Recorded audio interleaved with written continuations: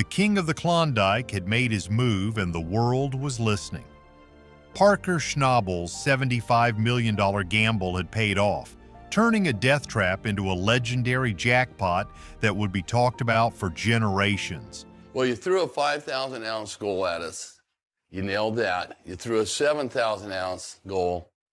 Our season total is 7381.1 for the season. My goal is to see if there's a lot better ground out there that we could be mining. Parker Schnabel was facing a season-ending disaster. With his operation on the line, he turned his attention to a collapsed mine shaft in the Yukon, a place so dangerous it was considered off-limits. What he did next wasn't just about digging for gold, it was about solving a mystery. By using cutting-edge technology to peer beneath the frozen ground, his team found something that had been lost to time. Yukon's untouchable prize. It's funny when you think about it. These are people who wrestle with multi-ton machines and fight frozen earth for a living, but some spots just get a reputation. Legends get attached to them, stories of failure and danger that become part of the land itself. The Widow's Cut was exactly that kind of place. A mine shaft so notoriously dangerous it was considered completely off-limits. It was a mission no sane person would attempt. But here's the thing about legends. They usually exist for a reason. The belief that this shaft was too deep and too unstable to tackle wasn't just some old wives' tale whispered around campfires.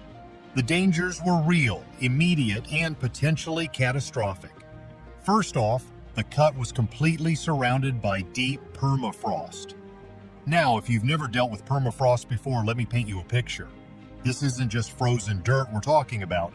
This is ground that has been frozen solid for thousands of years, a mix of soil, gravel, and ice cemented together with the strength of concrete. It's called permafrost for a reason, right? Because it's permanently frozen. I mean, it would help us a lot if it was more than like 35 degrees for at least like 4 hours. We need some warm weather. Trying to keep up with stripping and sluicing at the same time. And that's the problem, is that we're using a lot of our manpower right now to just try to keep the plant fed. We're talking about ground 150 miles south of the Arctic Circle that never ever thaws. When you try to dig into it, you're not just moving earth, you're breaking apart an ancient icy fortress. The constant, terrifying threat of massive multi-ton chunks of this frozen earth and rock suddenly collapsing into any man-made opening is always hanging over your head. One wrong move, one vibration from an excavator at the wrong frequency, and tons of frozen ground could come crashing down on whoever was unfortunate enough to be in the shaft. Good ground makes everything else just a minor detail. I will mine in if the ground's good. It's a scenario that has ended careers and worse. But if that wasn't enough to keep miners away, there was something even more sinister lurking beneath the surface. The huge, ever-present potential for catastrophic flooding. Any kind of water getting in, whether from melting permafrost or underground springs, had the potential to instantly compromise the stability of the shaft walls. Think of it like this. The ice is the only glue holding the unstable rock and dirt together. Heat from equipment or a slight rise in temperature can turn that glue to water, and a solid wall can become a river of mud in seconds. Worse yet, it could flood and destroy millions of dollars worth of heavy mining equipment in a matter of minutes.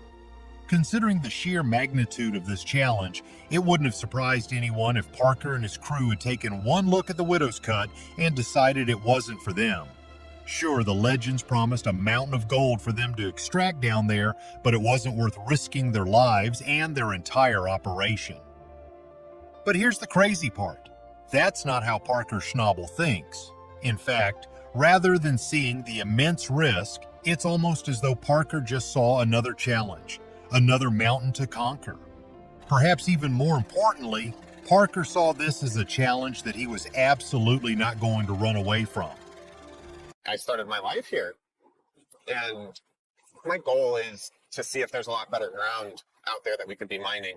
The pressure was already sky high. As the brutal Yukon winter hit the gold fields, the crew could feel the walls closing in. Equipment was breaking down, and the logistics of getting parts were a nightmare. They were constantly fighting freezing pipes. The weather was working against them, and they desperately needed temperatures above 35 degrees Fahrenheit for at least 4 hours a day just to have a hope of making progress. But waiting for the weather to turn wasn't an option. Time was money, and in the gold mining business, every single day lost was money bleeding from their operation. What the? Tyson, shut it up! Something just went loose! Kill the feed! Kill the feed!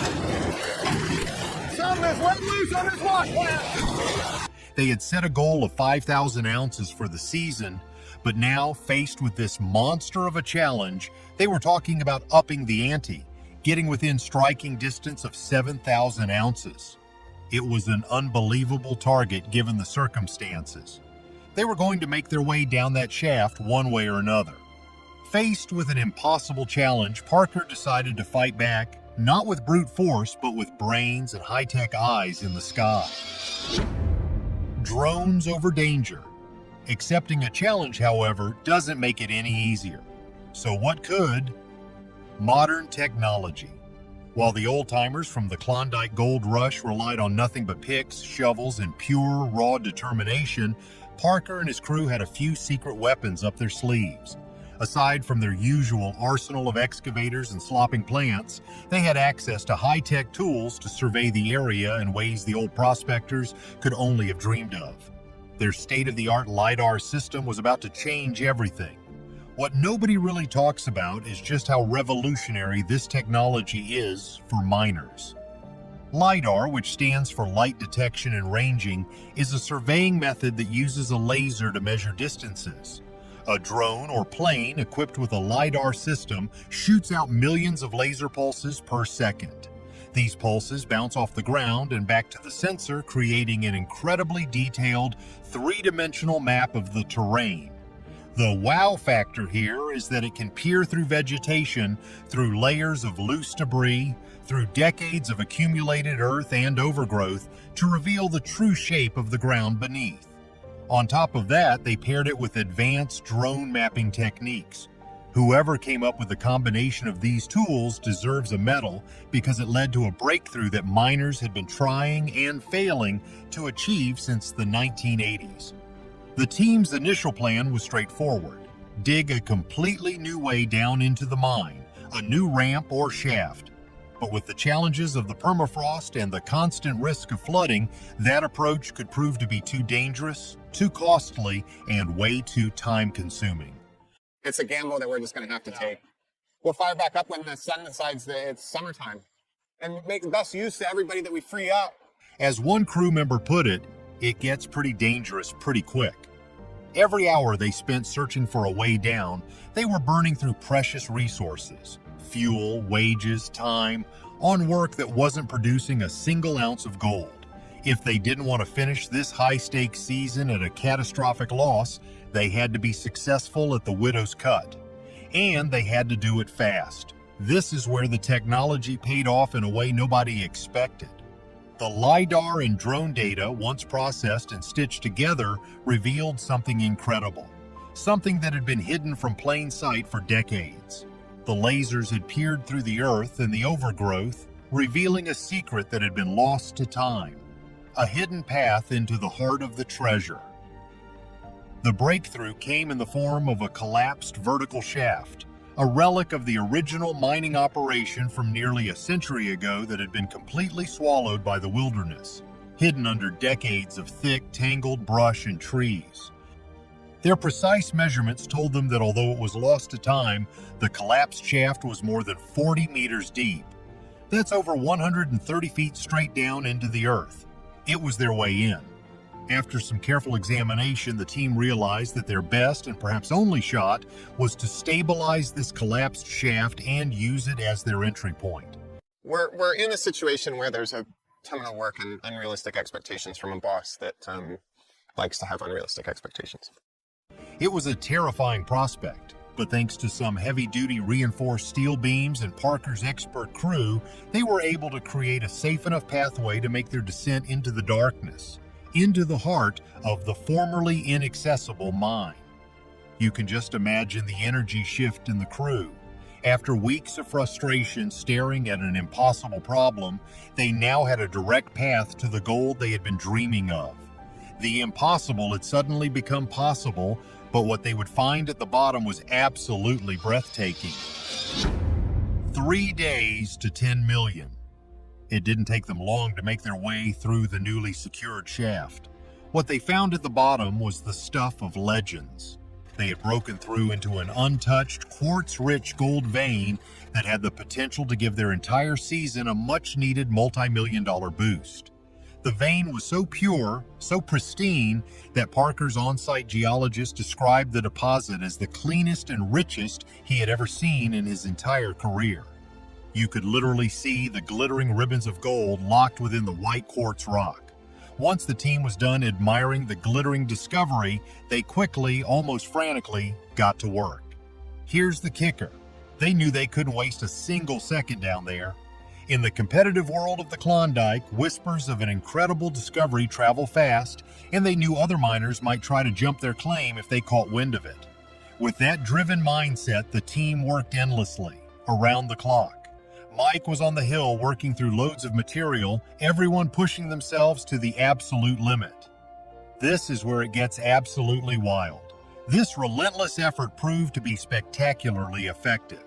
It only took them a little over 72 hours, just 3 days of non-stop grueling work, to extract more than 4,000 ounces of gold from this incredibly rich vein. Let that sink in for a moment. 4,000 ounces is 275 pounds of solid gold. In just 3 days, they pulled more gold out of the ground than most mining operations see in an entire season. One single cleanup from a fraction of the pay dirt yielded 38.6 ounces, worth $66,000. And that was just a tiny sample. After extracting all that gold, they did the math, and the numbers were simply staggering.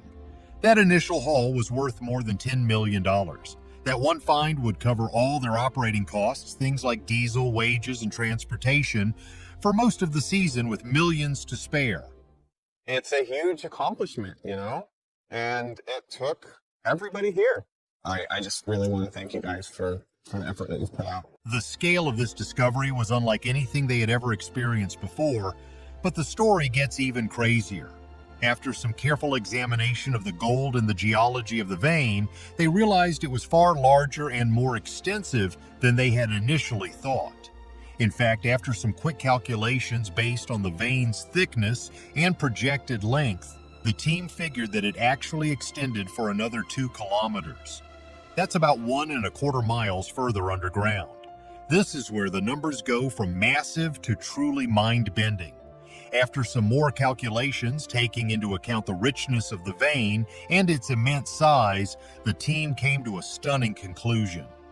They could potentially extract another $75 million from this single gold vein. $75 million. From one vein in one location that everyone else had written off as impossible to mine. If they could pull this off, it would mean the team would have not just a successful season, but the most successful season in gold rush history. They were no longer just chasing a goal, they were on the verge of rewriting history, but word was already getting out. The $75 million question. Word got out fast, almost too fast. The moment news of Parker's amazing gold strike started to trickle out, it felt like the entire Klondike was buzzing. Other miners, rival crews, and even government inspectors were talking. Everyone wanted to see it, to know what Parker had found. But Parker was ready. He had already made sure the claim was fully legal and locked down tight. The land was his, and his alone. No one else was getting a piece of it. Not now, not ever. People all over the Yukon were watching, and not just watching, they were talking. Whispers flew through mining camps and supply towns. Was this really the biggest gold strike of the 21st century?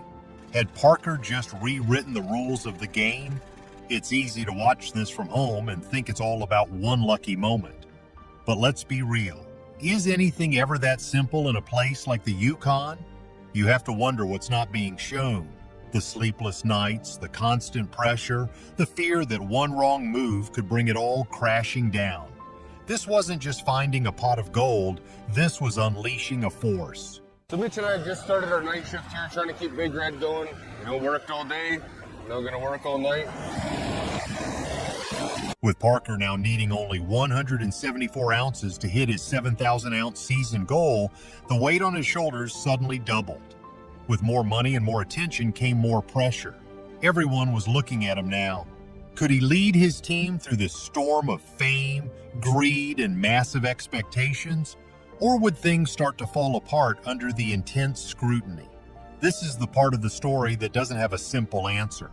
When you hit a jackpot this big, you don't just attract applause, you attract problems. Jealousy, rivalry, and the dangerous temptation to take even bigger risks can follow. One thing was clear. This discovery would affect more than just Parker's crew. It could change the entire ecosystem of the Klondike. Land prices could skyrocket. More miners might flood the area hoping to find their own jackpot. It was like throwing a boulder into a still lake. The ripples were going to spread far and wide. But Parker wasn't scared. He was focused. This was the moment he had been working toward for years, and he wasn't going to let it slip away. He had seen bad seasons, fought through equipment breakdowns, rough terrain, and bitter cold. But this was different. This was a chance to become something more than just another successful miner. This was a chance to become a legend. Some will say Parker just got lucky. Others will credit his instinct. But at the end of the day, the combination of cutting-edge technology, unwavering determination, and the sheer guts to tackle what everyone else called impossible had paid off in the most spectacular fashion. So I'm always told that doing gold's expensive, and I'm always having people contact me asking, what sort of detector and stuff to get. And I suggest before anyone goes and gets a detector, they come out to the gold fields and they do a little bit of this, because your detector's going to cost you a lot of money, and unless you're serious about it, you're never going to pay that detector back. And panning every little bit that you get, well, it's kind of like free gold, isn't it?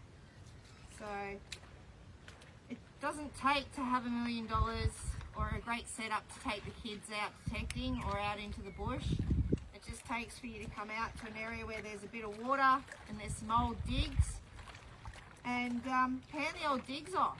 It's no different to your pay dirt that you go and spend $75 for a fucking bag for. Just go and pan a little bit off, be respectful of the area, and put it back how it was. But this doesn't cost you a lot of money, does it, Erica? Absolutely not. How much is a pan? A pan set up with a pan and a classifier in the small pan, and they give you a snuffer and a few things. Probably, I don't know, 70, 80 bucks. Yeah. And I don't know, I've done it with cub hat on, the cub hats. How do you say that? Hubcaps. Hubcaps. I've done it with hubcaps before. The only thing it doesn't come with is new Hemis the next day. Yeah, I'm starting to feel it while I'm standing up. Anyway, so anyone can do it. You don't need a detector. Just come out here and... You need patience. Come out here and enjoy the ambience of the bush.